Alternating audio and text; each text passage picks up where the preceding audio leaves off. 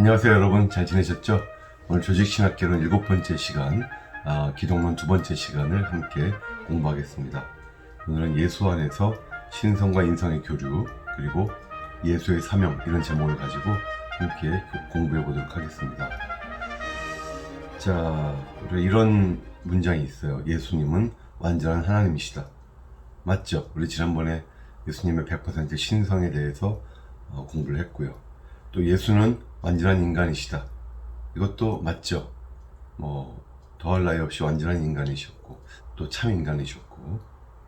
그렇다면 합쳐서 예수는 하나님이시며 인간이시다.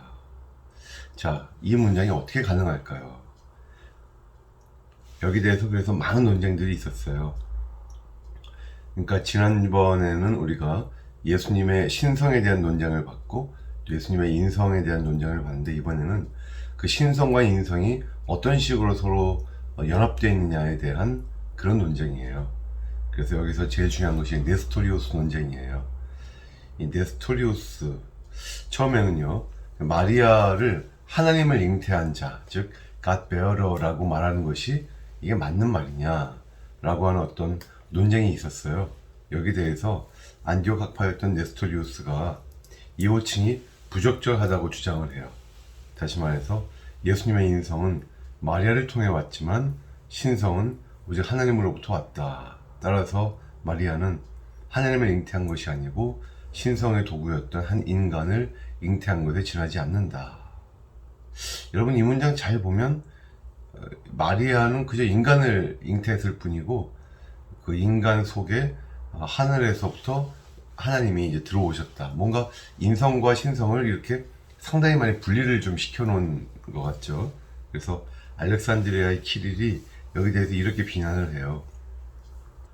예수님은 신성과 인성이 독립적인 두 인격으로 존재한 것이 아니다. 그러니까 독립적인 두 인격으로 네스토리우스가 주장을 한 거죠. 그래서 신성과 인성을 존재론적이 아니라 의지론적 연합으로 보는 것에 대해서 비난. 무슨 말이냐면 예수님은 그 안에 신성과 인성이 이렇게 완전히 독립되어 있는데 그저 의지적으로만 항상 함께 가려고 노력을 한 게 아니고요.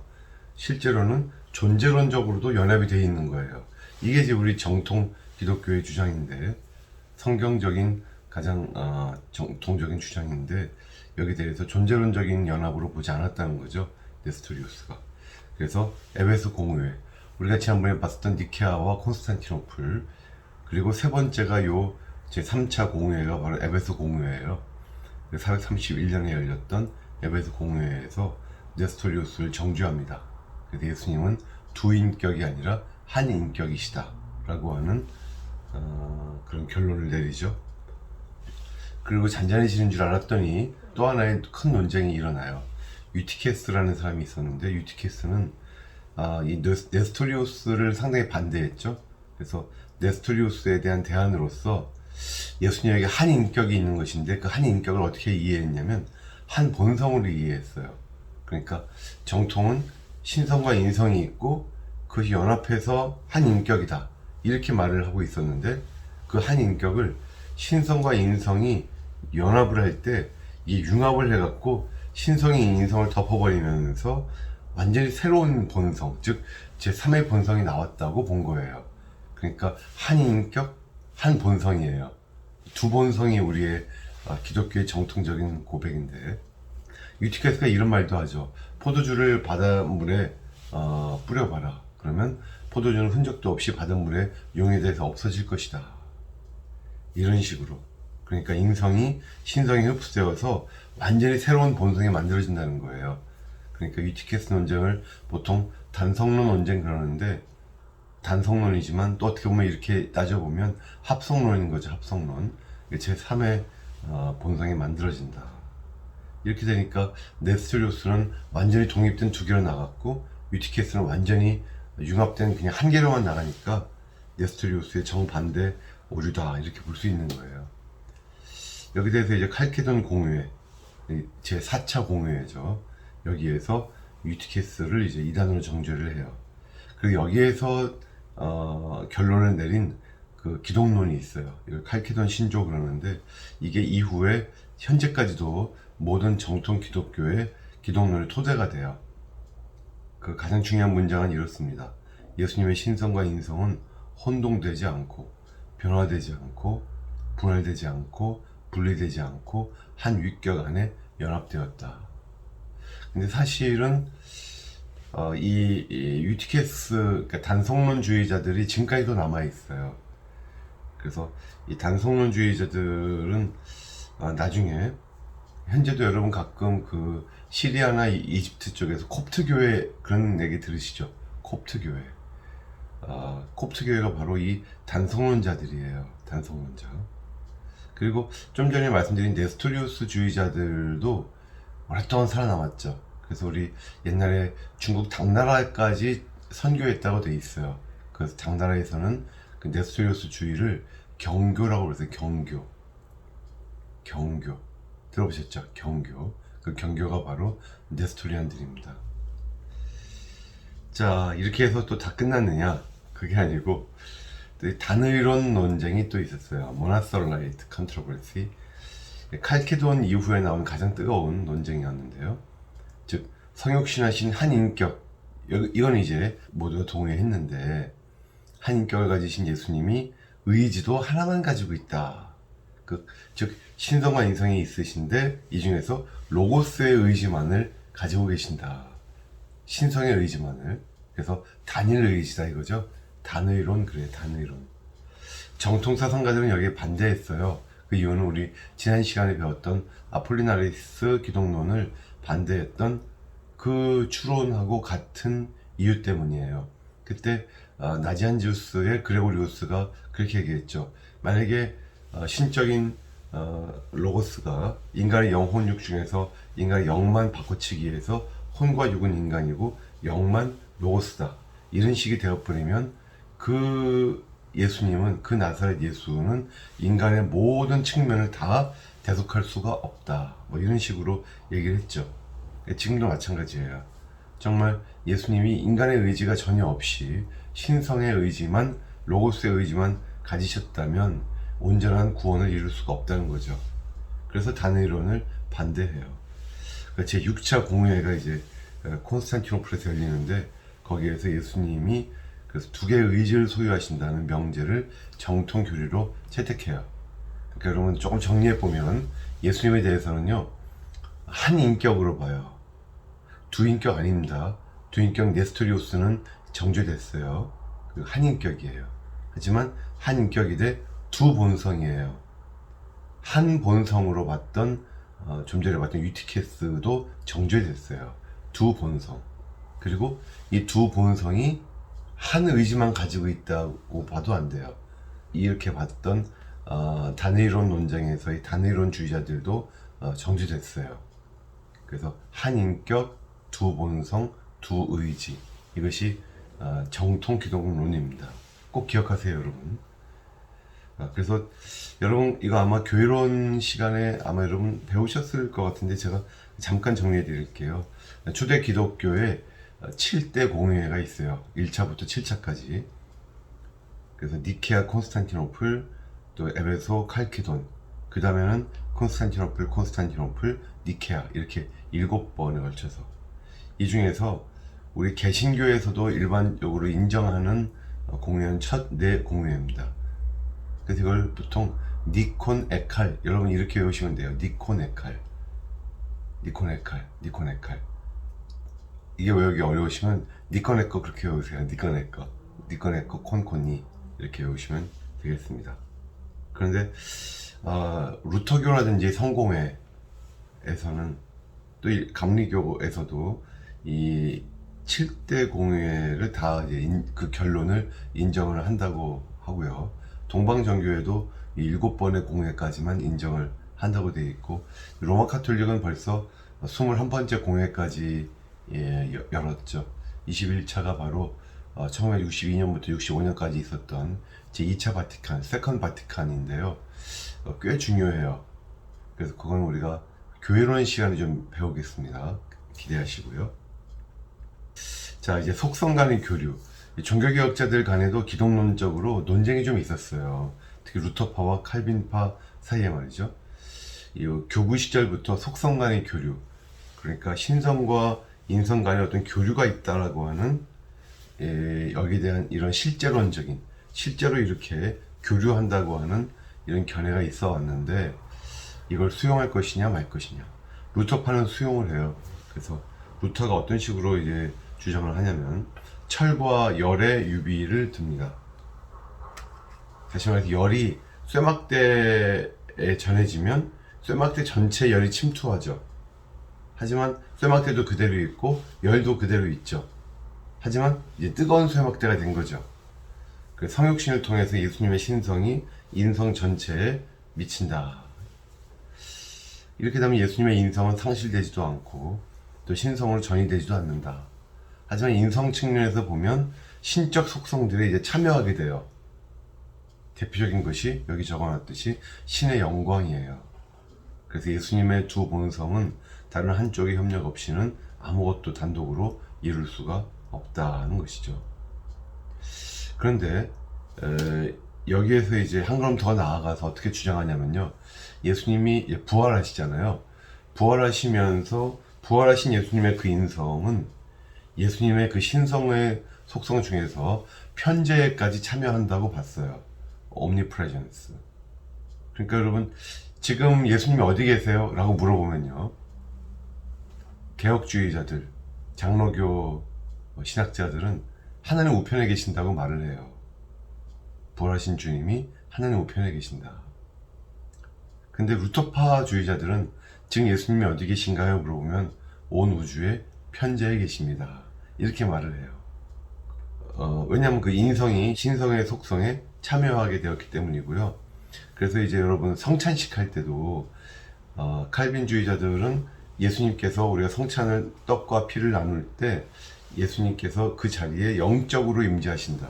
영적 임재설 이렇게 얘기하는데, 루터파에서는 예수님의 그 떡과 피의 실제로서 거기에 현존하신다. 이걸 공제설 그래요.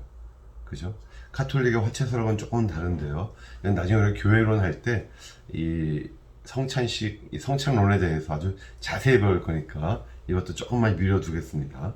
어쨌든 그런 공제론과 또 영적 임재설의 차이가 생겼던 가장 중요한 이유는 기독론적인 이런 개념의 차이 때문에 그래요.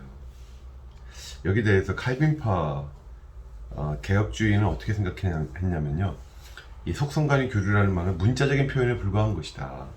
실제로는 두 본성이 예수님의 통일성 안에서 이렇게 분리되어 있다. 그래서 어떤 때는 인성으로부터 활동하고 어떤 때는 신성으로부터 활동한다. 아까 우리 단일 의지가 아니라 그랬잖아요. 두 의지론이에요. 그렇죠? 그렇게 하다가 보니까 칼빈파는 루터파를 봤을 때 마치 유티케스 주의자들, 다시 말해서 단성론주의자들과 같은 비슷한 생각을 하는 거 아닌가라고 이제 의심을 했고, 또 루터파는 칼빈파를 봤을 때 네스토리우스 주의자들, 다시 말해서 두 인격을 가지신, 그죠? 물론 칼빈파는 네스토리안들은 전혀 아니지만 어쨌든 이렇게 서로 어느 정도의 좀 의심의 눈초리를 가질 수밖에 없는 이런 구조가 조금 있었다는 것이죠. 자, 우리가 그렇다면 이 신성과 인성의 통일성, 연합을 주장하는 토대는 무엇이냐면요, 신약 성경에 보면 인간 예수가 진정한 하나님이시다 라고 하는 이런 우리 신앙을 천명하기 위해서 두 개의 특별한 호칭이 나와요. 첫 번째는 말씀이에요. 말씀이신 예수. 예수님 로고스라고 그러잖아요. 로고스이신 예수님. 자, 보겠습니다. 로고스는요, 신약에 330번 정도 나와요. 그런데 특별히 그 중에서도 예수님의 역사적 출현에 관한 신학적 결론으로 사용될 때 특별한 의미가 있어요. 예를 들어서 요한복음 그리고 요한일서의 서문에 다 예수님을 로고스, 말씀이라고 지칭을 해요.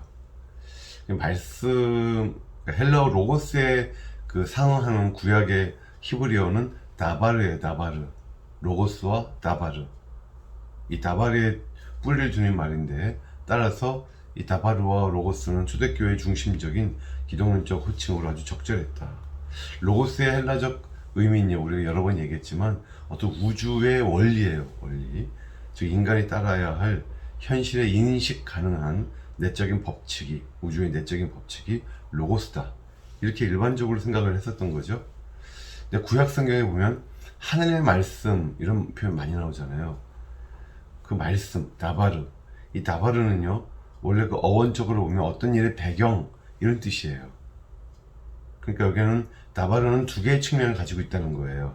어떤 사물의 의미를 드러내는 어떤 지적인 차원이 첫째가 있을 것이고, 두 번째는 그 말씀을 듣는 자, 그리고 그 말씀의 역사 속에서 어떤 하나님의 권능이, 어떤 하나님 능력이 이렇게 드러나는 이런 역동적 측면이 있어요.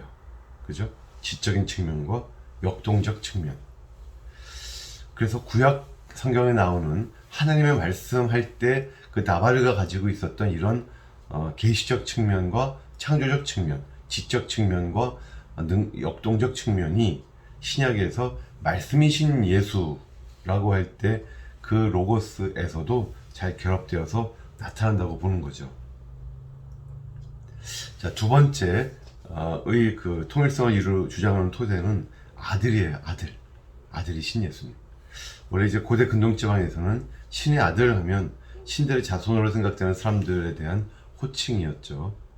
근데 구약 성경에서는 하나님의 아들 그러면 하나님의 사역을 수행하도록 택함받거나 또는 하나님께 순종하도록 택함받은 하나님의 특별한 대리인들, 그러니까 어떤 특별한 왕이라든지 어떤 특정한 사람 또는 이스라엘 백성을 의미하는 말로 하나님의 아들, 이런 표현이 나오죠. 근데 신약 성경은 이 표현이 이제 예수님께 집중이 되는데, 특히 복음서에 보면은 하나님에 대한 예수님의 특별한 관계 또는 예수님이 하나님 아버지에 대해서 어떤 유일무이하신 그런 순종을 하셨던 분이다, 이런 표현이 나올 때 아들이라는 표현이 자꾸 나와요. 결국 아들이라는 호칭이 지니는 그 신성의 의미가 보면 나사렛 예수의 유일무이한 삶, 즉 그분의 정말 유일무이한 사명, 그분만 가지고 있는 사명, 그리고 죽기까지 순종하셔서 아버지의 뜻을 완전하게 성취하시는 이런 모습들에 의해서 보증된 구약 성경에 나오는 그 토대의 연장이었다, 예수님의 아들이라고 하는 호칭이 말이죠.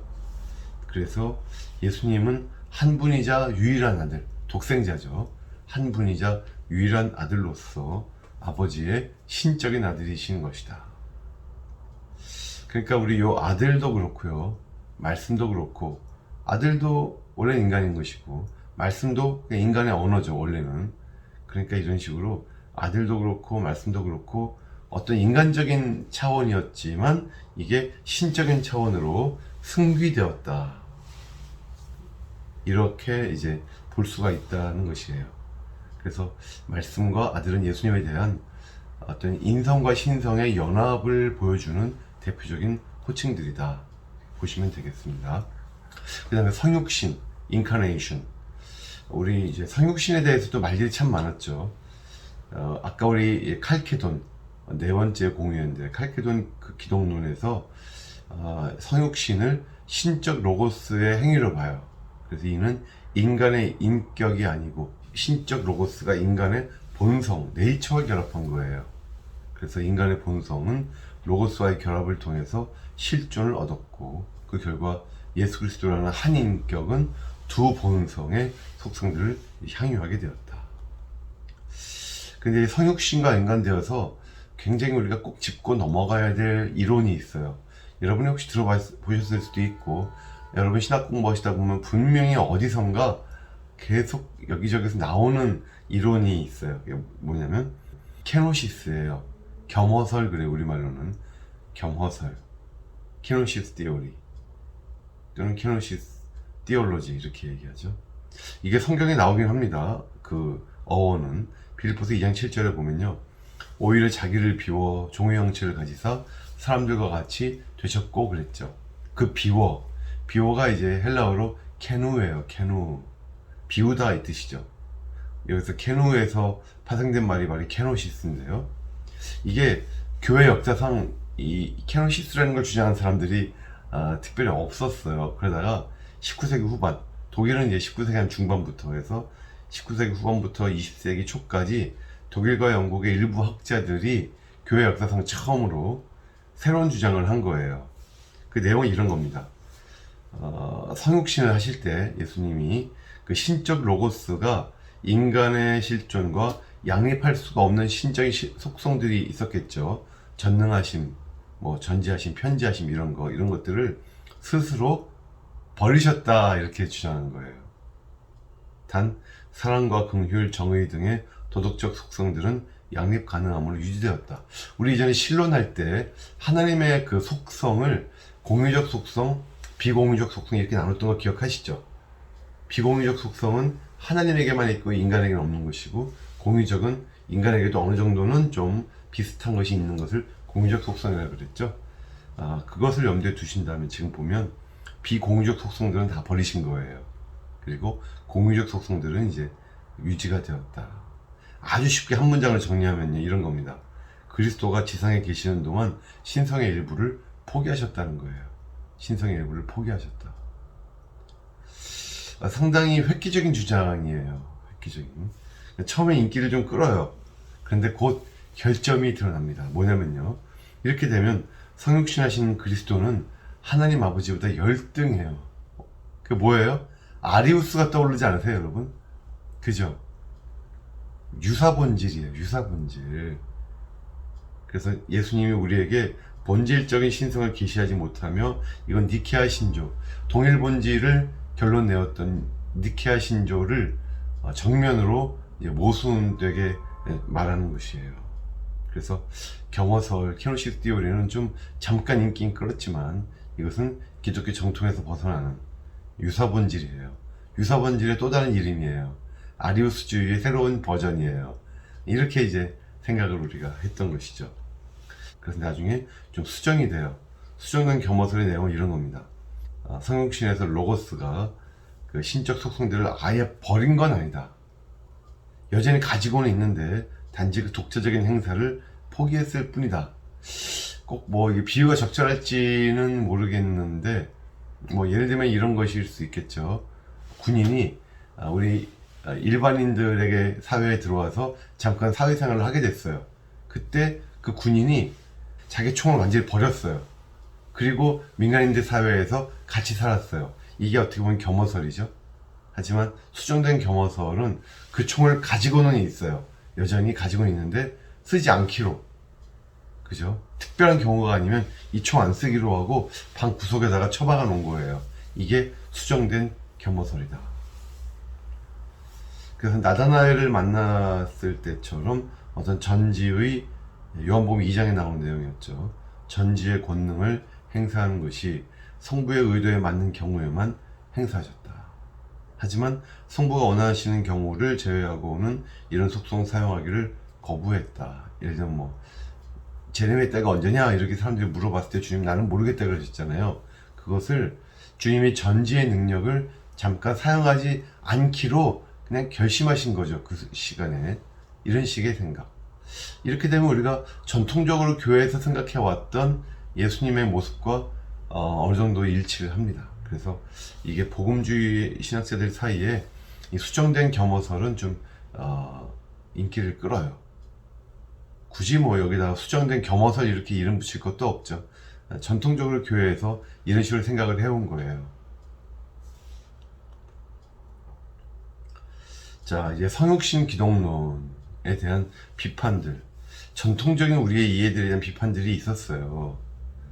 이 성육신, 정말 신성과 인성이 함께 하셨다면 이건 명백하게 신화적인 거 아니냐. 반인 반수 그런 거 있잖아요. 신화에도 보면. 또는 반신 반인. 즉 잠시 인간계에 내려왔다가 다시 천상으로 올라가는 그런 신들의 옛 이야기들이 신화에 많이 나오잖아요. 거기서 따온 거 아니냐 이런 의심. 근데 그렇지 않죠. 너무나 다른 얘기들이에요. 또 본질과 본성, 이런 헬라적 존재론적 범주들은 히브리인들 그리고 또 오늘날의 현대인들의 사고방식에도 상당히 이질적이다.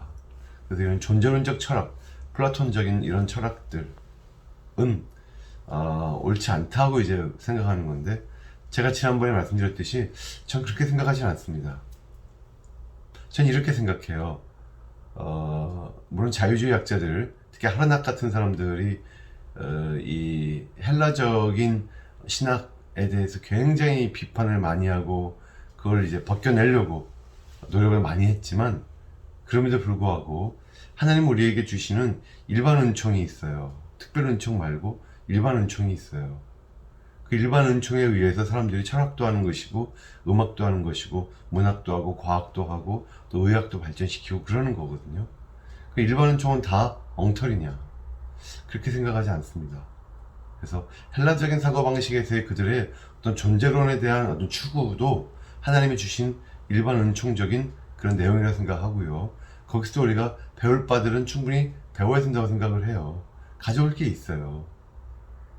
여러분, 의학도 그렇잖아요. 아무리 하나님 우리 모든 병을 다 치료해 주실 걸 믿습니다라고 아무리 기도할지라도 아프면 약을 좀 먹고, 또 오른쪽 배가 너무 아프다 그러면 엑스레이 찍어본 다음에 맹장 수술을 받아야 돼요. 의학의 도움을 받아야 돼요. 왜냐하면 일반 은총적인 그런 인간의 모든 발전된 모습들은 다 그 안에 하나님께서 역사하신 부분들이 있거든요. 저는 헬라적인 존재론적 범주, 이거 나쁜 거야, 이렇게만 무조건 보는 분들에 대해서 왜 꼭 그렇게 보고 싶어 하느냐라고 묻고 싶어요. 물론 하지만 헬라적인 방식으로만 바라보는 건 그건 더 안 좋은 겁니다. 성경적인 방식으로 바라봐야 될 것이고, 거기에 다른 여러 가지 방법들도 방법론적으로 우리가 채용할 수 있겠다 하는 것이죠. 그 다음에 성육신 하니까 벌써 가연설, 하나님께서 인간의 모습을 입고 다니셨는데 그 인간은 아무것도 아닌 껍데기인 거예요. 그러니까 초보적인 가연설 또는 아폴리나리우스적인, 우리 지난번에 얘기했었던 인간의 영을 로고스가 대체해버린 이런 아폴리나리우스적인 경향까지도 보일 수 있다. 그래서 예수님이 인간의 몸을 빌어서 지상에서 활동한 신적 존재라는 생각을 잘못하면 하게 된다 이거죠. 그럴 수 있습니다. 이런 생각을 하면 안 되죠. 신성과 인성이 100% 신성, 100% 인성이 완전히 연합한 존재로서의 나사렛 예수를 우리가 기억을 해야 되겠고요. 또 성육신을 BC 대충 4에서 6년 정도에 일어난 역사적인 사건으로 우리가 이제 보잔 말이죠. 그렇다면 그전에는 로고스는 뭐하고 계셨냐? 어디 계셨냐? 이런 질문들이 나올 수 있어요. 그전에도 로고스가 존재하셨냐? 그래서 여기 대해서 이제 예수님의 선제 개념이 나와요. pre-existence. 사실 이거는 문제가 될 것도 없죠. 우리가 성부, 성자, 성령, 삼위일체 하나님은 영원 전부터 항상 함께 하셨던 분들이잖아요. 근데 이제 예수님으로 우리가 나사렛 예수라는 분으로 우리의 생각을 조금 초점을 맞춰 본다 그러면, 예수님은 말씀이시라 그랬죠. 로고스 또는 다바르라 그랬죠. 그렇다면 구약의 히브리적 사고에서 하나님 말씀 그러면 신적인 실제예요. 어떤 사변적인 머릿속에서만 움직이는 게 아니라 실제로 뭐가 있는 거예요, 내 앞에. 그렇다면 그런 의미에서는 예수님은 영원한 실제가 맞죠. 그래서 이것은 그리스도의 선제 개념으로 이제 이어지는 건데, 선제의 문제점은 과연 영원한 아들이 나사렛 예수라는 역사적 인물과 별개로 활동할 수 있는가? 그래서 만약에 별개로 생각한다 그러면 구약에 출연했던 여호와의 천사, 우리 지난번에 봤었던 여호와의 천사를 성육신하기 전에 그리스도의 현현, 그죠? 크리스토파니라 그랬죠. 크리스토파니로 볼 수가 있을 것인가?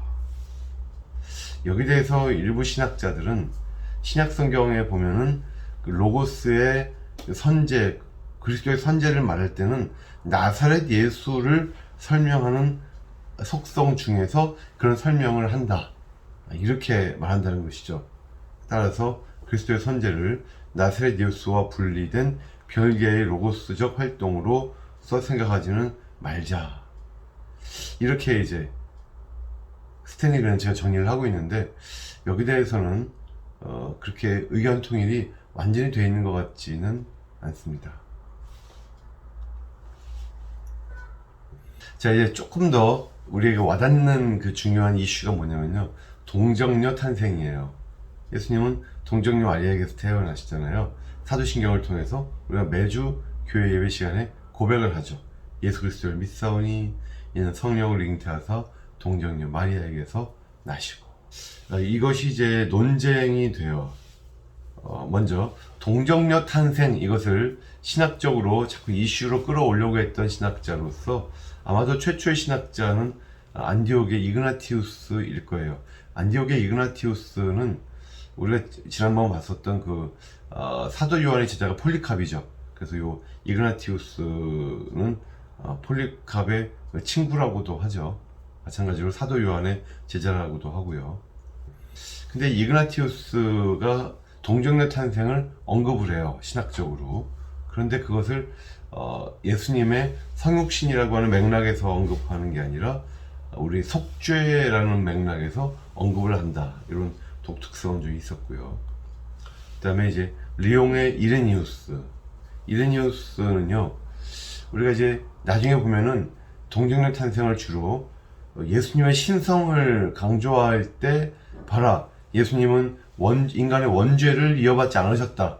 왜냐? 남자의 어떤 몸을 통해서 나온 분이 아니다 라고 해서 동정녀 탄생을 예수님의 신성 강조를 위한 어떤 논리로 가져오거든요. 이게 교회의 하나의 일종의 관습처럼 되어버렸는데, 이레니우스는 그런 건 아니고 오히려 예수님의 인성을 부인하던 영지주의자들은 뭐 가hen설도 주장했고 주로 이원론적인 기독론 가지고 있었다 그랬죠. 다 지난번 배웠던 겁니다. 그래서 그들은 어쨌든 예수님의 인성을 아주 하찮게 보거나 인성을 무시해버렸는데, 그런 이단들과 싸우기 위해서 이레니우스가 동정녀 탄생을 가지고 온다는 것. 락탄티우스는 또 누구냐면 우리 그 콘스탄티누스 왕제의 자문 신학자예요. 자문 신학자. 근데 락탄티우스가 이런 말을 해요. 예수 그리스도에게는 두 가지의 기원이 있다. 그의 첫 출생은 어머니 없이 영적으로 영원전부터 아버지에 의해서 출생하였다. 성부죠. 그리고 두 번째는 아버지 없이 동정녀에게서 육신으로 출생하였다. 상당히 신학적으로 뭔가 이렇게 두 문장이 대꾸가 잘 되죠. 그죠? 한 번은 어머니 없이, 이번에는 아버지 없이, 한 번은 영적으로, 이번엔 육신으로. 이렇게 이제 말을 한 거예요. 그런데 이제 유세비우스와 제롬, 이 두 사람은 신학적인 관점을요, 독특하게 예수님이 동정녀에게서 태어나셨다라는 관점에서 동정녀 마리아의 처녀성, 그죠? 거기에 굉장히 강조점을 둬요. 그래서 이것이 차후 이제 로마 카톨릭에서 말하는 성모의 영원한 처녀성이라고 하는 교리로 연결이 돼요. 혹시 이것도 나중에 제가 교회론 할 때 다룰 수 있으면 한번 다루겠습니다. 아우구스티누스는 기독론적으로 동정녀 탄생에 대해서 중요한 의미를 부여하죠. 그래서 예수님이 육적인 욕정과 무관하게 수퇴된 것이 인간의 무죄성을 위한 토대였다. 그래서 어떤 아담으로부터 시작된 원죄가 예수님으로 이어지지 않았다라고 이제 아우구스티누스는 주장을 했죠. 자, 그런데 이제 현대에 와가지고는요, 계몽주의 시대에 보면 이게 이성과 맞지 않잖아요. 어떻게 인간이 어머니의 몸에서만 태어날 수 있겠어요. 그래서 이거는 기적 이야기일 뿐이다, 이렇게 폄하를 했고. 근데 19세기 자유주의자들은 역사성은 이 사람들도 믿지 않아요. 하지만 신앙적으로는 의미는 있다라고 이제 결론을 내려요. 예를 들어서 슐러여마허 같은 경우는 예수님의 무죄성과의 연결은 이제 거부하죠. 하지만 초자연적인 수태, 이것은 예수님의 어떤 구속자로서의 탁월성을 만약에 말하려고 그러면 이건 정말 필수적인 아이템이다 이거예요. 정말 탁월한 엄청난 구속자가 이 땅에 오셨다라고 말할 때 그분의 탁월한 아이템으로서 동정녀 탄생을 얘기해야 되겠다. 이거는 필수적인 것이다. 이렇게 얘기한 거죠. 글쎄요. 슈트라우스는 너무 심했어요. 이 사람은 이제 19세기 독일의 자유주의 신약학자인데 또 헤겔의 영향도 많이 받았는데 수용적인 그러니까 동정력 탄생을 수용하는 초자연주의적 해석과 또 그걸 수용하지 않겠다고 하는 어떤 계몽주의적인 자연주의적 견해를 모두 거부해요. 그 대신에 이것을 복음적 신화라고 하는 범주로 이해해요. 복음적 신화. 이게 뭐냐면요, 다른 종교들에도 등장하는 어떤 위대한 인물들의 출생 신화 또는 동정력 탄생 이야기, 이런 것들과의 어떤 유비성을 기초로 해서 기독교의 동정력 탄생 이야기는 예수님의 중요성을 어떤 이야기 형태로 선언한 것이다. 그러니까 슈트라우스의 주장에 의하면 다른 종교와 기독교라고 하는 어떤 종교는 같은 급이에요. 다를 게 별로 없어요. 참 마음이 아파요. 그러니까 이 다비드 슈트라우스가, 우리가 지난번에 얘기했었던 슈트라우스가 역사적 예술 연구하던 사람이었거든요. 그러다 보니까 예수님의 인성만 추구했지 예수님의 신성에 대해서는 거의 인정하지 않았죠. 그러다 보니까 이제 엄청난 비판이 유발이 되겠죠. 그래서 근본주의자들은 여기 더 넘어가면 안 된다 해갖고요, 근본주의 5대 강령, 5대 근본 교리 같은 것도 만들면서 이런 자유주의자들에 대해서 이제 대항을 해요. 여러분 혹시 아세요? 근본주의 우리 나중에 교회론 할 때 잠깐 나올 수도 있어요. 근본주의자들이 말하는 5대 교리. 첫 번째가요, 예수님의 동정력 탄생이에요. 두 번째는 성경 무호성이에요. 세 번째는 예수 그리스도의 대속적인 죽음. 네 번째는 예수님의 육체적 부활. 다섯 번째는 예수님의 재림. 이 다섯 가지를 부인하면, 이 중에 하나라도 부인하면 그 사람은 이단이다 라고까지 주장을 하는 것이 근본주의의 주장이죠. 근데 사실 이 다섯 가지는 저도 그렇지만 우리 다 믿는 거잖아요. 당연한 것이죠. 근데 이것이 이제 19세기, 20세기 초만 해도 이것을 믿는다는 것이 상당한 용기를 필요로 했던 일이었어요. 가슴 아프지만. 근데 일부 학자들은 슈트라우스에게서 더 나아가서 기독교의 어떤 동정력 탄생이라든지 이런 부분에 대해서 다른 고대 종교들에서 그 기원을 추구하고, 이렇게 하면 이런 그 비교 종교학자들은 제대로 된 신앙을 가지기가 정말 하늘의 별 따기겠죠. 그러다가 우리의 히어로 칼바르트가 나타납니다. 여러분, 제가 칼바르트 얘기를 이번에 조직신학 개론 시간에 여러 번 얘기하는데, 물론 스탠리 그런치 책에 이렇게 자꾸 나오니까 얘기하는 것도 있지만 칼바르트가 정말 중요한 얘기를 많이 해요. 근데 여러분 중에 칼바르트 그러면 그 사람은 이상한 사람이고 예수님의 부활도 인정하지 않았고 사후세계도 인정하지 않고, 여러분 별의별 그런 소문 다 들어본 분들도 계실걸요. 그런데 다 근거가 굉장히 미약하고 또는 굉장히 악의적으로 칼바르트에 했던 말들을 비꼬면서 했던 이런 비난들이에요. 그런 것이 아니라 실제로 칼바르트는 상당히 위대한 신학자였습니다. 물론 단점도 있었지만 그 장점이 훨씬 더 많아요. 그래서 우리가 칼바르트를 항상 기억하고 살아야 되겠죠. 여러분, 제가 유튜브에 칼바르트 강의를 1, 2에서 두 번에 걸쳐서 남겨놨으니까 이전에 현대신학 강의할 때 남겨놨던 강의 시간 되시면 한번 보시면 무슨 말인지 이제 아실 거예요. 자, 그래서 칼바르트가 특별히 20세기 동정력 탄생에 대한 가장 중요한 긍정적 평가를 했던 신학자예요. 모든 사람이 다 NO 할 때 칼바르트 혼자 YES 한 거예요. 그죠? 그의 교회 교의학 책을 보면요, 아예 The Miracle of Christmas, 크리스마스의 기적이라고 하는, 또 꼭 무슨 영화 제목 같죠. 크리스마스의 기적이라고 하는 표제 아래, 그 소제목 아래 이 사건의 기적적인 성격을 긍정해요. 그래서 예수님의 지상적 삶의 시작은 동정력 탄생이었고 끝은 부활이었죠. 이 두 가지는 예수님의 삶을 다른 모든 인간들의 삶과 구별되게 해주는 표징이다 라고 주장합니다. 게다가 동정력 탄생은 인류에 대한 심판 선고의 의미도 있다고 말을 해요. 즉, 인간의 성적인 결합과 무관했다는 점에서 인간이 하나님의 어떤 권능과 속성을 담을 수 있다는 그런 생각을 부인을 한 거죠.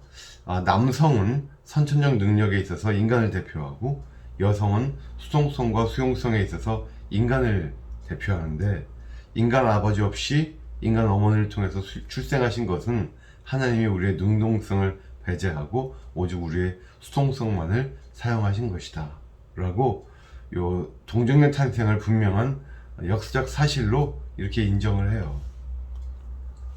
그런데 뜻밖의 바르트의 의견에 반대했던 신학자들이 또 계속 그 후로 나왔는데, 가슴 아프지만 바르트와 함께 신정통주의 신학을 이끌었던 에밀 브루너가 그런 사람이었어요.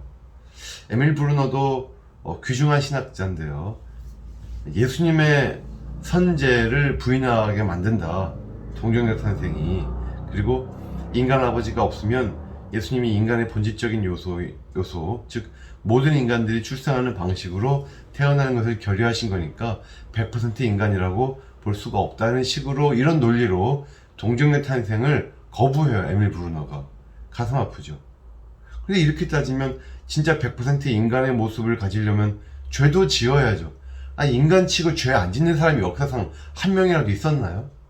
그럼 예수님도 죄를 지으셔야 인간이신 거죠, 그렇게 따지면. 그런 건 아니잖아요. 그러니까 이 에밀 브루너의 이 논지는 좀 모순이 있다고 생각합니다. 루돌프 부트만, 이분이야 뭐 어쩔 수 없이 좀 자유주의스러운 내용이 많은 학자였으니까 어쩔 수 없었고요. 근데 희망의 신학자라고 불렸던 판넨베르크와 몰트만, 특별히 판넨베르크가 에밀 브루너의 주장을 동의합니다 이렇게 나온 거예요. 예수님의 선제와 양립할 수 없다. 그래서 동정녀 탄생을 자기가 아무리 봐도 이건 전설에 불과한 것이다. 여러분, 전설일까요? 우리가 이제 보니까 성경이 전설의 고향이었어요? 성경에 나오는 얘기들이? 그런 거 아니잖아요. 말도 안 되죠.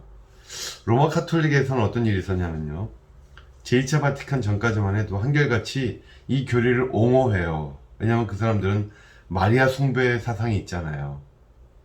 마리아를 신격화시켰잖아요. 그런데 제2차 바티칸 후로 여기저기서 이상한 소리들이 이제 나오기 시작하는 거죠.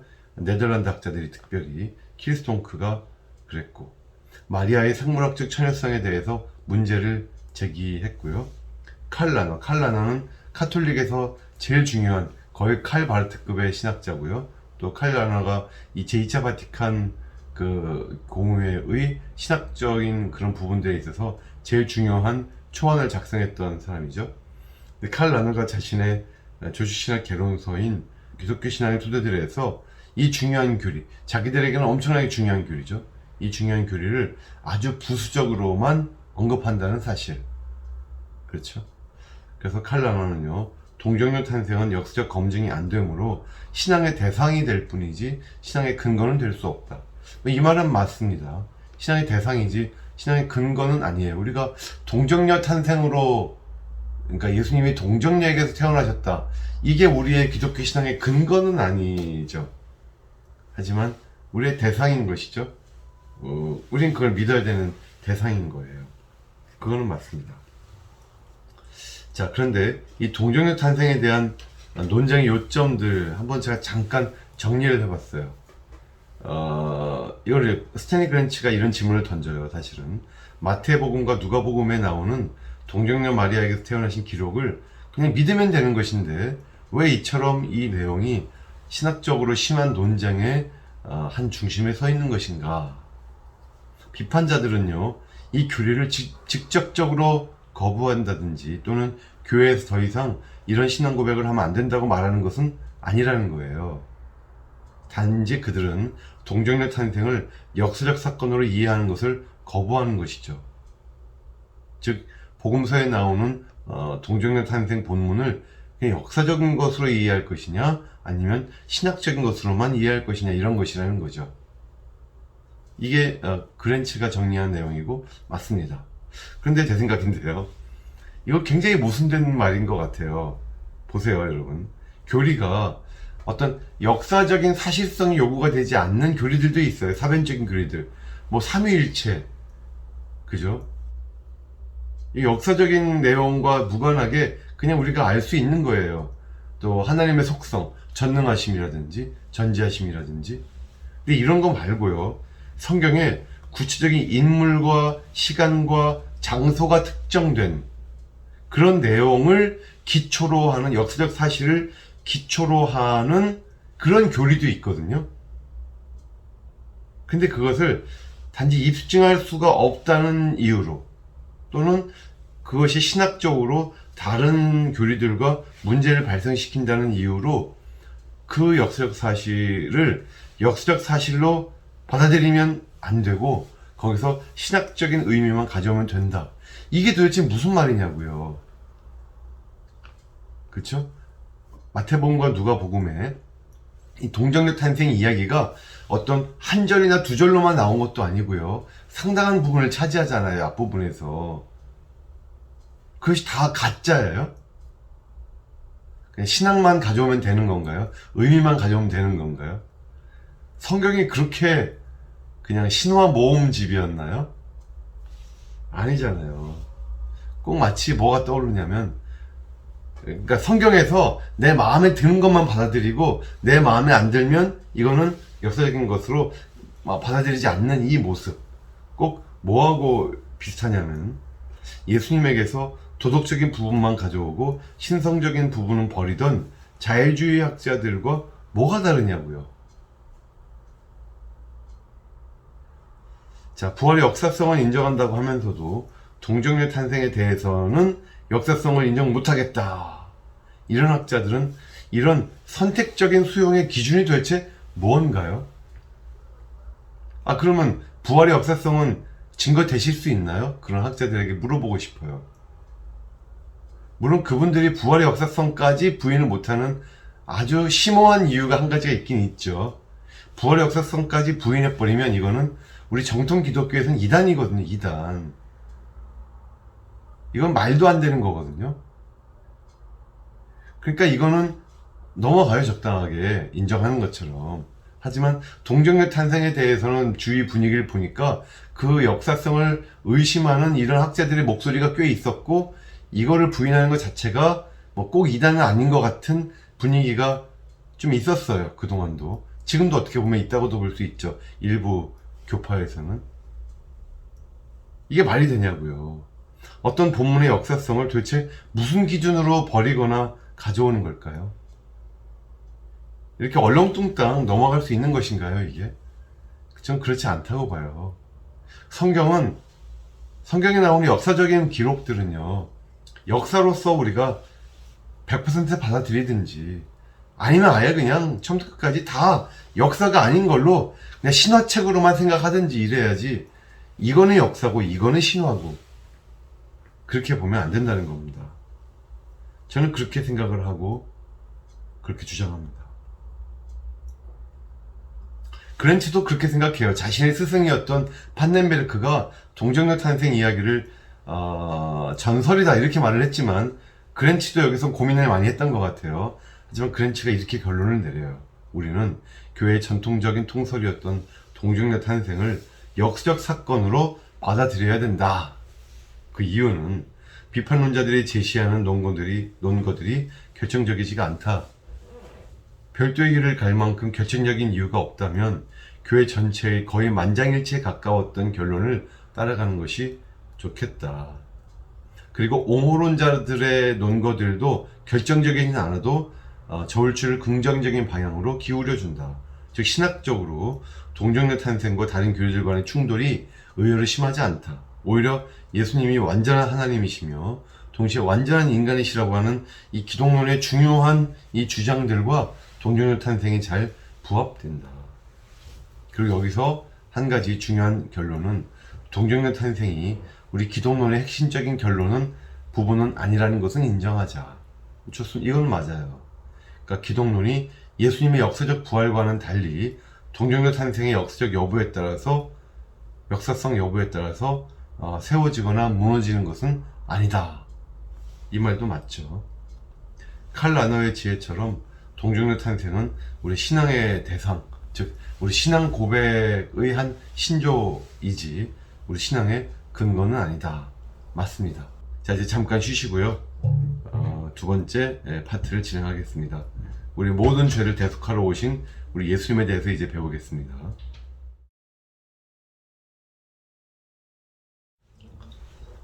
자, 잘 쉬고 오셨죠? 이제 두 번째 시간입니다. 두 번째 시간은 예수님의 사명에 대해서 배우려고 그래요. 자, 지상적 예수님의 소명, 그랜츠는 세 가지로 얘기를 해요. 구약적인 소망을 성취하러 오셨고, 또 하나님 나라의 전령사로 오셨고, 아버지의 뜻에 순종하여 죽기로 결심하셨다.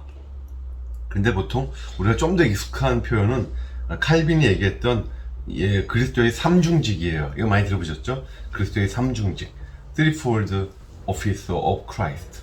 또는 이제 라틴어 쓰기 좋아하는 사람들은 무누스 트리플렉스라 그러죠. 무누스 트리플렉스 크리스티.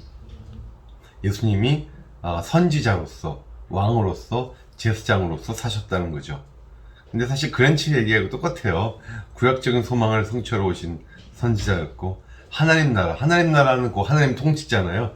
그래서 하나님 나라의 어떤 왕으로 오셨고, 또 아버지의 뜻에 순종하여 죽기로 결심하신 어떤 제사장적인 소명을 가지고 오셨다. 그 신학자들은 남들이 얘기한 얘기를 똑같이 그대로 이렇게 인용하기보다는 조금 자신의 말로 바꿔서, 심지어 어떤 용어까지 바꿔가면서 이제 말하는 것을 좋아하는 분들이 있거든요. 그렇게 이해해 주시고요. 자, 먼저는 선지자적인 내용을 볼게요. 즉, 구약적 소망의 성취. 예수님이 가시는 곳마다 항상 이런 논쟁이 있었어요. 보면 이 사람이 정말 우리 조상들이 오랫동안 기다려왔던 바로 그분이냐, 근데 특별히 오랫동안 선지자를 기다려왔다는 거예요. 선지자로서의 예수. 말라기 4장 5절에 보면, 보라, 여호와의 크고 두려운 날이 이르기 전에 내가 선지자 엘리야를 너희에게 보내리니 그가 아버지의 마음을 자녀에게로 돌이키게 하고 자녀들의 마음을 그들의 아버지에게로 돌이키게 하리라. 말라기가 BC 515년경에 쓰여진 책으로 알려져 있거든요. 그러니까 그 후로 거의 500년 동안 하나님이 이제 아무 얘기를 안 하신 거예요. 선지자 엘리야를 보내겠다고 하셔놓고는 500년 동안이나 사람들이 기다린 거예요. 500년이면 조선이 500년이었는데요. 그렇죠? 그런데 이제 누가복음 1장 17절에 보면 그가 또 엘리야의 심령과 능력으로 주 앞에 먼저 와서 아버지의 마음을 자식에게, 거스르는 자를 의인의 슬기에 돌아오게 하고 주를 위하여 세운 백성을 준비하리라. 그죠? 이게 누구예요? 이건 사가랴에게 천사가 나타나서 해줬던 말씀이죠. 이건 바로 세례 요한, 침례 요한이죠. 그래서 예수님도 또 마태복음과 마가복음에 보면 이 종말론적 선지자, 수많은 사람들이 그렇게 오랫동안 간절히 기다려오던 그 선지자의 지위를 이 침례 요한, 세례 요한에게 돌리셨죠. 또 한편 마태복음을 보면 예수님이 물어봐요. 사람들이 날 누구라 하느냐. 그때 더러는 세례 요한, 더러는 엘리야, 어떤 이는 예레미야나 선지자 중에 하나이다. 그러니까 사람들이요, 예수님에 대해서 세례 요한의 환생이다, 세례 요한도 선지자였죠, 또 더러는 엘리야도 선지자, 예레미야 선지자 등등등, 예수님에 대해서 사람들이 가지고 있던 가장 중요한 개념은 이분은 선지자다 하는 거예요. 선지자. 그래서 마태복음 21장도 보니까 무리가 이르되 갈릴리 나사렛에서 나온 선지자 예수라 하니라. 그리고 예수님은요, 핍박받던 구약 선지자들과 자신을 연결시키기도 하셨고, 또 초기 신자들은 사도행전을 보면 예수님에게 어떤 선지자적인 의미도 부여하거든요, 실제로. 그래서 그리스도의 삼중직에 선지자, 프로핏이 들어가는 거예요. 그런데 이제 그랜치에 의하면 좀 더 정리를 해보면 예수님은 침례 요한의 이런 종말론적 선지자 사역의 완성자셨다고 이제 볼 수 있겠고, 또 실제로는 단순한 선지자 이상이셨다는 거죠. 바로 메시아셨기 때문이죠. 그래서 예수님이 잡히셔서 산헤드린 공회에 이제 잡혀가셔갖고 대제사장에게 질문 받으시는 그 장면을 이제 공관복음에서 이제 보겠습니다. 마가복음에 보면 내가 찬송받을 이의 아들 그리스도냐. 그리스도가 뭐예요? 메시아거든요. 기름 부음 받은 자. 예수께서 이르시되 내가 그니라, 내가 그니라, I am 그랬죠. 에고 에이미. 지난번에 이 의미인 설명을 드렸습니다. 또 누가복음에 보면 내가 그리스도이거든 우리에게 말하라. 그러니까 예수님이 내가 그리스도다라고 하신 게 아니라 자신이 인자라고 말씀하세요. 이제부터는 인자가 이렇게 하시면서. 그러니까 이제 대제사장이 또 물어봐요. 그러면 내가 하나님의 아들이냐? 그러니까 예수님 대답하시죠. 너희들이 내가 그라고 말하고 있느니라. You say that I am. 여기서도 에고 에이미라고 그러시죠. 마태복음에 보면요, 이 두 가지를 합쳐요. 내가 하나님의 아들 그리스도인지 우리에게 말하라. 예수께서 이르시되 내가 말하였느니라. You have said so. 그러나 이후에 인자가 권능의 우편에 앉아 있는 것과. 그러니까 여러분 보시면 좀 느끼시겠지만 예수님은 내가 그리스도다라고 바로 이제 인정하시는 건 조금 피하시는 듯한, 그리고 자꾸 자신을 인자로 말씀하시는 듯한 그런 인상을 좀 받으시죠. 그래서 예수님은 이 공회의 관심을 메시아 즉 그리스도에서 인자로 돌리려 하셨다는 느낌을 받아요.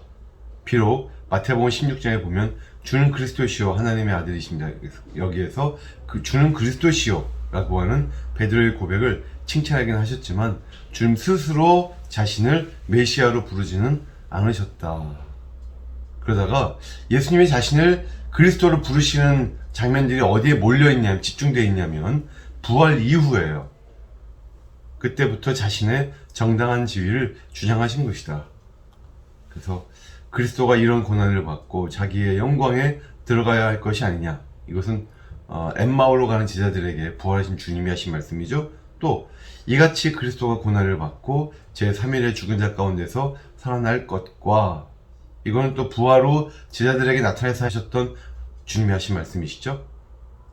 그래서 부활 후에 예수님이 자신을 그리스도를 집중적으로 말씀하고 계셨다는 걸 좀 여러분 기억하시면 좋겠고요. 초대교회는 그래서 이 그리스도이신 예수를 아예 예수 그리스도 이렇게 축약된 이름으로 불렀어요. 예수 그리스도. 그래서 아주 저는 어렸을 때 이제 예수 그리스도 그러면 예수님의 성이 뭐냐 그러면 서양 외국식으로 그리스도가 성이고 예수가 이름이신가? 뭐 이렇게 해서 생각을 했었어요.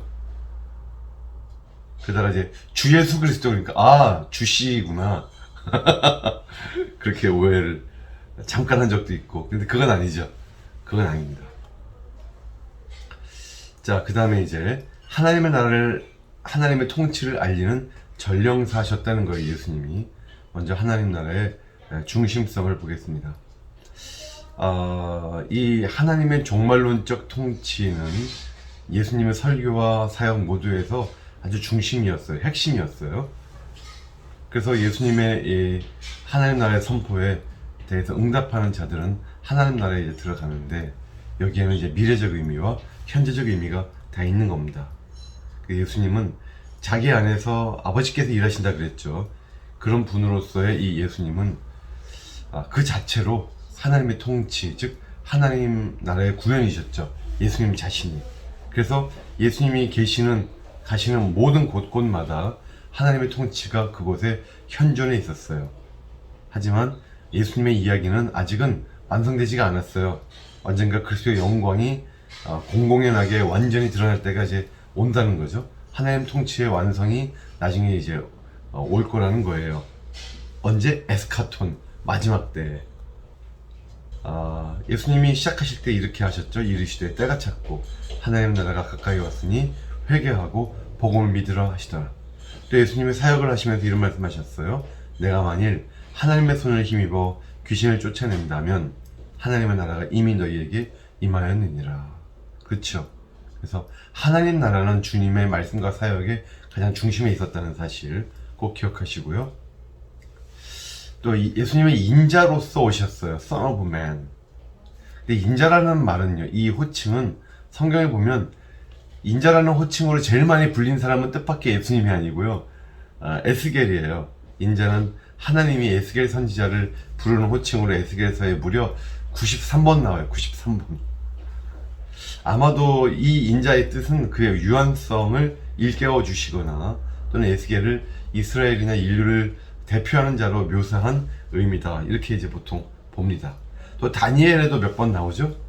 이 종말론적인 의미를 갖고 나와요. 다니엘에는 인자 같은 이가 하늘 구름을 타고 와서 옛적부터 항상 계신 이에게 나아가 그 앞으로 인도되매 그에게 권세와 영광과 나라를 주고, 그죠? 권세와 영광과 어떤 왕권을 주신다는 거예요.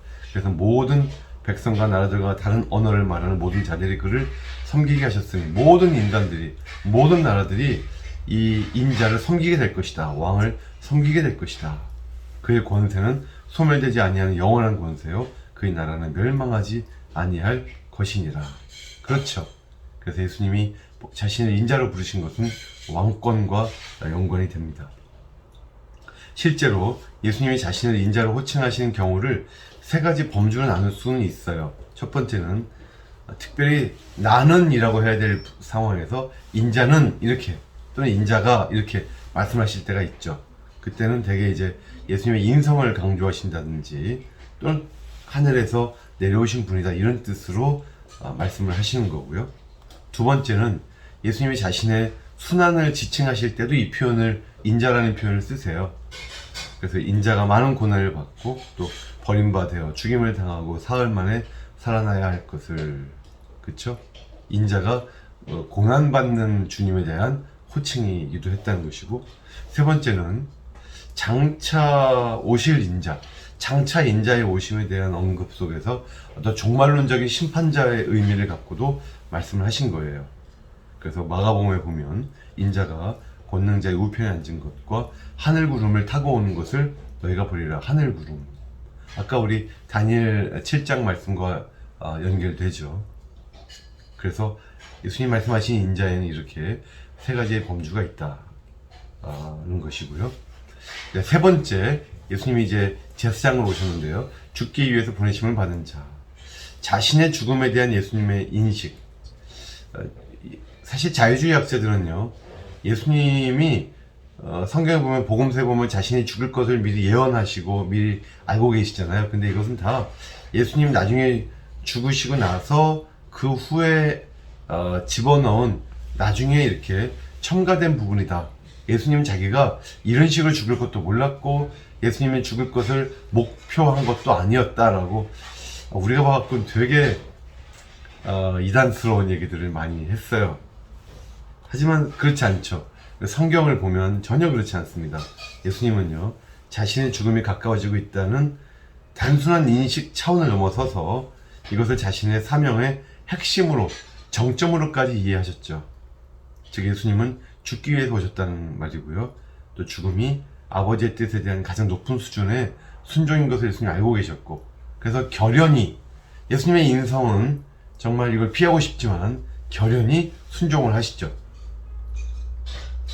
그래서 인자가 많은 고난을 받고 장로들과 대제사장들과 서기관들에게 버림받아 죽임을 당하고 사흘 만에 살아나야 할 것을 비로소 그들에게 가르치시되, 많은 고난을 이제 받고 죽임을 당하실 것이 예수님의 가르치심의 중요한 핵심이었고요.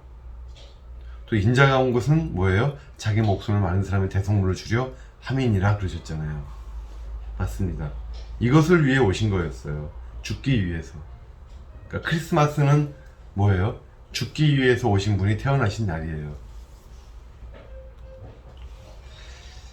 근데 예수님이 나중에 겟세마네 동산에서 그러나 나의 원대로 마시옵고 아버지의 원대로 하옵소서, 이렇게 하나님의 뜻에 결연히 순종하십니다.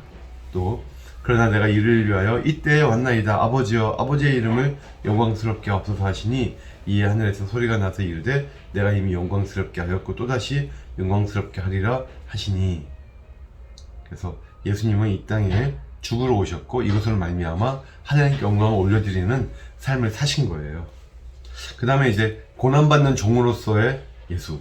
고난받는 종, 이건 이사야서에 많이 나오는 내용이거든요. 여호와의 종의 노래들이 이제 이사야 42장부터 쭉 53장까지 나옵니다. 여기 나오는 여호와의 종은요, 정말 하나님의 종의 의미가 있고 동시에 하나님 뜻에 순종하면서 이스라엘 백성들을 위해서 고난받는 이런 백성의 종, 이런 의미가 있어요. 정말 예수님의 사명을 적절히 설명해 주죠. 우리가 봤을 때. 그래서 심지어 예수님도 이렇게 고난받는 종으로서의 모습을 제자도로서 제자들에게 설명해 주고요. 또 다른 사람들에게 생명을 주기 위해서는 내가 고난을 받고 정말 하나님 미리 땅에 떨어져 죽어야만 다른 생명을 맺을 수 있다고 하는 이러한 원리로서 제시하시죠. 그래서 이런 종기독론, 이 종기독론은 정말 중요한 기독론이고 이것이 바로 예수님의 제사장적 직분에 해당한다 하는 겁니다. 우리 사도행전 8장에 보면요, 에디오피아의 그 간다게 여왕의 내시가 했던 말이에요. 읽는 성경 구절은 이것이 일렀으되 그가 도살자에게로 가는 양과 같이 끌려갔고 털 깎는 자 앞에 있는 어린 양이 조용함과 같이 그의 입을 열지 아니하였도다. 그가 굴욕을 당하였을 때 공정한 재판도 받지 못하였으니 누가 그의 세대를 말하리요. 그의 생명이 땅에서 빼앗김이로다 하였거늘. 이거 다 이사야서 53장에 나오는 말씀이죠. 그 내시가 빌립에게 말하되 청컨대 내가 묻노니 선지자가 이 말한 것이 누구를 가리킴이냐, 자기를 가리킴이냐, 타인을 가리킴이냐. 빌립이 입을 열어 이 글에서 시작하여 예수를 가르쳐 복음을 전하니 그랬어요.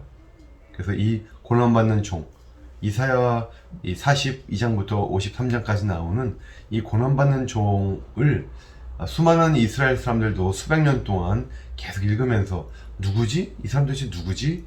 누구지 하다가 이제 알게 된 거예요. 그분이 바로 예수 그리스도십니다. 자, 이제 속죄 얘기를 할게요. 신학사에 있어서의 속죄, 어토먼트. 이게 이제 좀 약간 까다로운데요. 여러분 예수님 어떤 분이시죠? 속죄. 예수님이 나를 위해 죽으셨고 그래서 우리 예수님 믿고 구원 받는 거 아닌가요? 이렇게 무지무지 간단하게 설명할 수도 있지만 이 속죄 갖고도 굉장히 많은 신학자들이 논쟁을 벌였어요. 속죄에는 크게 역동설, 객관설, 주관설 이렇게 세 가지의 설이 있어요. 예수님의 죽으심이 정확하게 무슨 의미인지를 설명하는 방식이 다른 거예요. 역동설은 뭐냐면요, 그러니까 하나님께서 역동적으로 어떤 능력을 딱 행하신 거예요. 뭐냐면 예수님은 인류를 종으로 삼고 있던 권세들을 이기시고 우리를 해방시키셨다. 그래서 초기에 두드러졌고 중세 때는 사라졌으며 종교개혁 때 잠시 부활했다가 현대에 다시 좀 등장한 내용이 이 역동설이에요. 아직까지는 정확하게 무슨 말인지 모르시겠죠. 이레니우스의 속전설을 보면 여러분 금방 무슨 말인지 알 거예요.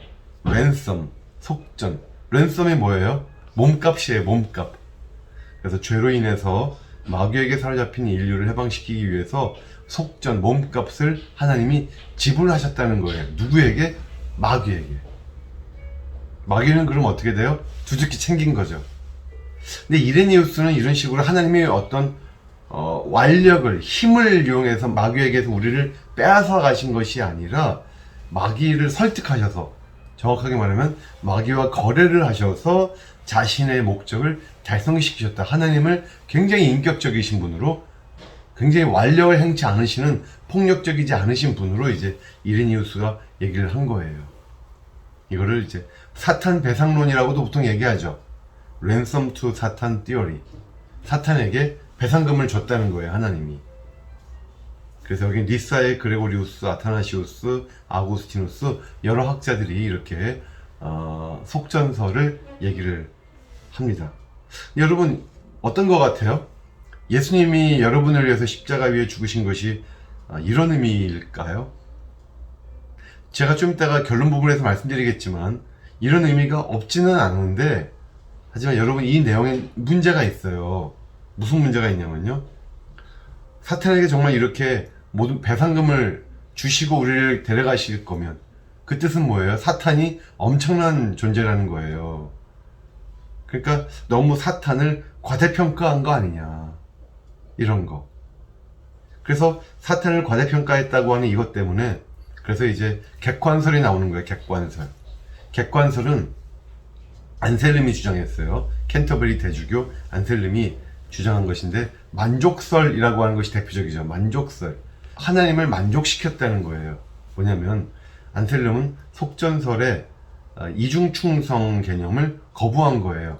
이중충성은 뭐냐? 즉 우리가 죄를 짓고 이제 마귀의 왕국의 백성이 되어서 마귀에게 충성하던 자들이라는 거예요. 우리가 마귀는 사탄은 우리에게 법적인 권리를 행사했고, 그래서 우리 인간들은 하나님이 우리에 대한 지배권을 다시 천명하실 때까지는 계속 사탄을 섬겨야 될 법적인 근거가 있다. 그러니까 사탄에게 충성을 맹세하다가 나중에는 우리를 구원하신 하나님께 충성을 맹세하는, 이렇게 이중충성이라고 하는 이런 개념을 안셀름이 거부한 거예요. 사탄이 그런 대단한 존재가 아니라는 거예요. 안셀름에 따르면 사탄이 우리를 유혹한 것은 노예들끼리 이렇게 있을 때 불순한 노예가 다른 사람들을 꼬드겨서 반역에 참가하도록 한 것이지 사탄이 무슨 대단한 존재가 아니었다는 거예요. 따라서 그리스도의 속죄는 마귀에게 몸값을 주기 위해서가 아니라 오직 하나님을 위하신 것이었다는 거예요. 그리스도의 속죄가. 그럴듯하죠.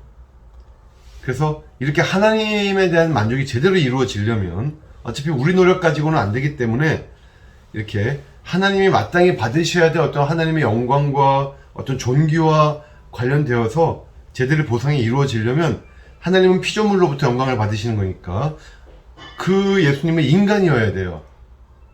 그리고 하지만 완전히 죄 없이 완벽한 인간으로 사셔야만 되겠죠. 그래서 하나님이셔야만 되는 거예요. 그런 인물이 필요한 거죠. 이것이 바로 하나님이 인간이 되신 이유예요. 이것이 안셀름의 만족설이에요. 뭔가 이해가 되면서도 약간은 부족하죠. 여기 대해서 이제 주관설이 나와요. 그러니까 객관설은 하나님에 대해서 예수님이 행했던 내용이고요. 주관설은 예수님이 우리 인간에게 행한 내용이에요. 뭐냐면 주관설은 아벨라르가 주장한 거예요. 사실 그 중세 스콜라 철학, 스콜라 신학을 시작한 사람이 이제 안셀름인데, 요 아벨라르는 안셀름보다 한 4, 50세 정도 나이가 어린 안셀름의 후계자 이죠. 근데 이 아벨라르가 안셀름을 반대해요. 안셀름의 객관설을 반대합니다. 그리고 모범설을 주장해요. 즉 안셀름의 만족설이 전제하는 신관에 오류가 있다 하면서 만족설을 거부해요. 어떤 하나님이 이런 아무 죄 없는 무죄한 자의 피를 기뻐하실 수 있겠냐. 너무 가학적이다 이거죠. 그래서 아벨라르에 따르면 예수님의 죽으심은 하나님의 만족을 위해서가 아니라, 하나님을 달래기 위해서가 아니라 우리 인간을 위한 것이다 라는 거죠. 인류를 향한 하나님의 크신 사랑을 보여주기 위한 사건이셨다는 거예요. 그럼 그 사건을 보면서 우리는 어떻게 돼요? 우리 이렇게 사랑하신다고요 하나님? 하면서 하나님의 진노에 대한 공포에서 해방되면서 하나님의 사랑에 감격하고 감동하면서 하나님을 사랑하려는 욕구가 막 불붙겠죠. 이런 거예요. 그래서 하나님이 우리를 용서해 주시게 된다고 하는 이런 거. 이것이 바로 주관설이에요. 이걸 도덕감화설 그렇게 말하기도 합니다. 사실 좀 정확하게 말하면 아벨라르가 주장한 것은 모범설이 아니고 도덕감화설, 우리로 하여금 감동을 받게 이렇게 하셨다는 것이고, 모범설은 16세기 소시누스라고 하는 또 다른 신학자가 있어요. 소시누스가 말한 게 모범설이고 아벨라르가 말한 건 도덕감화설이다, 이렇게도 되어 있는 신학책이 있습니다. 어쨌든 이 모범설과 도덕감화설이 약간은 다른데요, 둘 다 우리 인간을 위한 그리스도의 사역이라고 하는 건 주관설적인 것은 똑같지만, 밑에 적어놨듯이 모범설은요, 그리스도의 죽음은 우리가 그렇구나, 내가 이제 어떻게 살아야 되겠구나 하는 것을 깨닫게 하는 데 초점이 있다는 것이고요. 도덕감화설은 그리스도의 죽음은 하나님 도대체 우리를 얼마나 사랑하시는가 하는 것을 우리가 깨닫게 하시는 것에 초점이 있어요. 약간 다르죠. 어쨌든 다 주관설적인 내용들이 되겠습니다. 그래서 이제 우리 종교개혁자들은요, 안셀름의 견해를 좀 수정해서 받아들였어요. 그러니까 아벨라르 등의 비판에도 불구하고 오랫동안 안셀름 계열의 객관설이 개신교 종교개혁 시대 이전까지는 주도적인 이론이었는데, 칼빈이 형벌 대속설을 주장해요.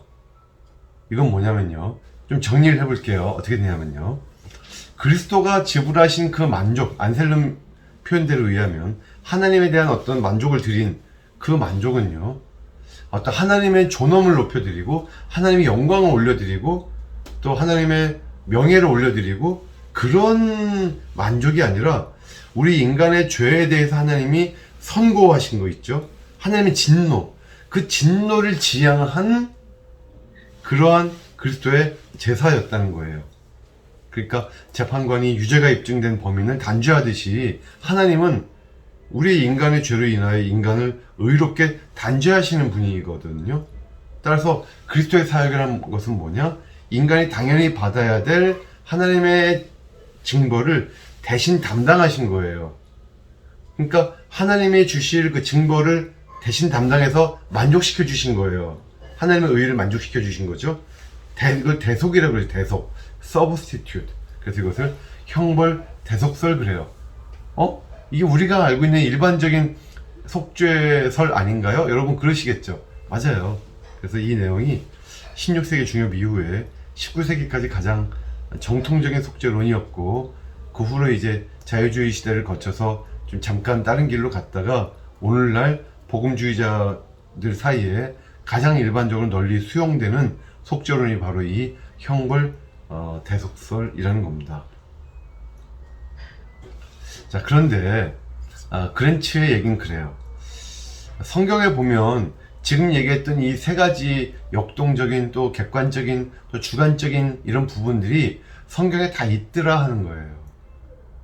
물론 그 중에 가장 중요한 것은 방금 설명드린 내용이지만, 그래서 첫 번째, 우리의 모범으로서의 예수의 죽음, 주관적 표상이죠. 모범설, 이런 내용도 있다는 거예요. 빌립보서 2장에 보면 먼저 우리에게 겸손의 모범을 보여주시려고 죽으셨다는 거예요.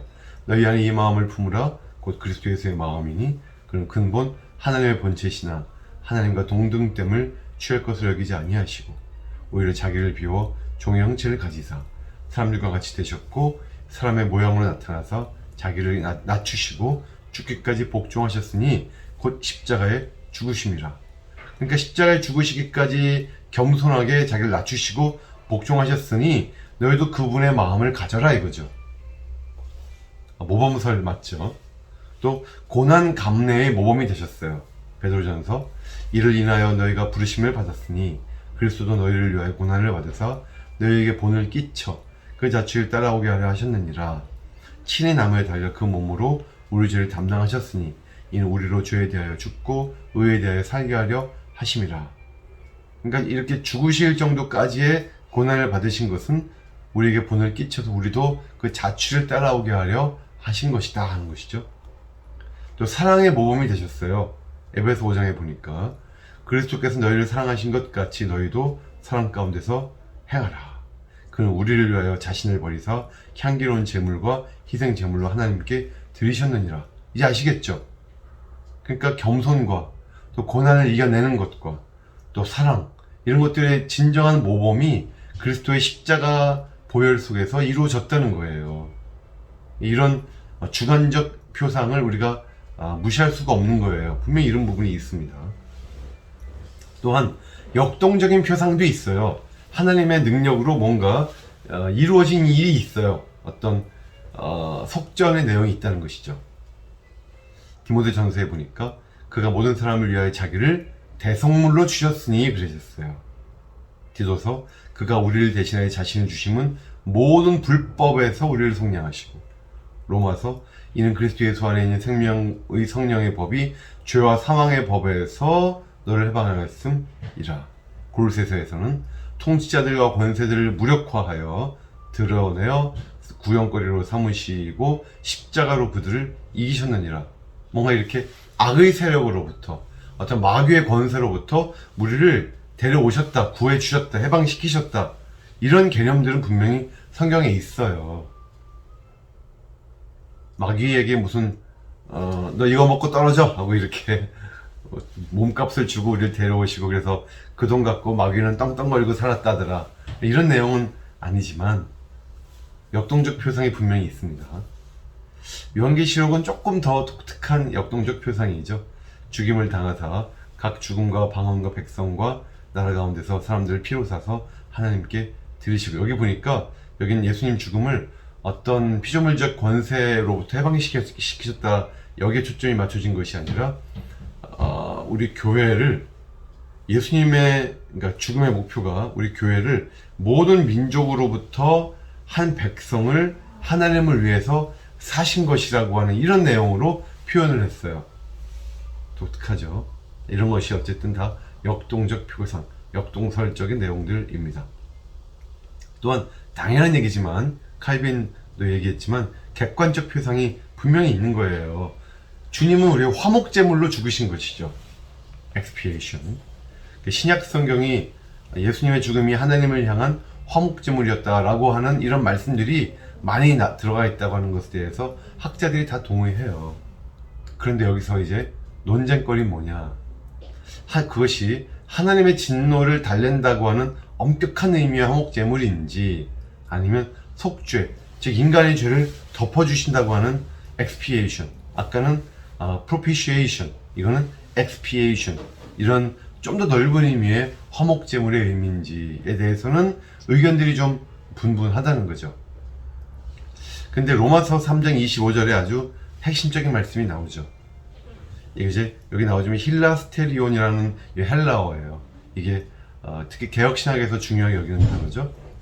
이 예수를 하나님이 그의 피로써 믿음으로 말미암는 화목제물로 세우셨으니 이는 하나님께서 길이 참으시는 중에 전에 지은 죄를 간과하심으로 의로우심을 나타내려 하심이니. 자, 하나님이 예수님을 뭐로 삼으셨다고요? 화목제물로, 힐라스테리온으로 삼으셨다는 거예요. 세우셨다는 거예요. 신약 성경에 힐라스테리온이 딱 2번 나와요.